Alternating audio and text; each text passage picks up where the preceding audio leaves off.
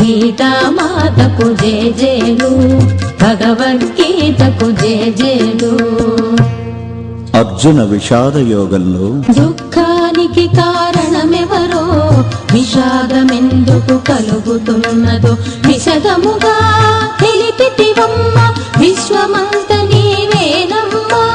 గీతామాతకు జేజేలు, భగవద్గీతకు జేజేలు.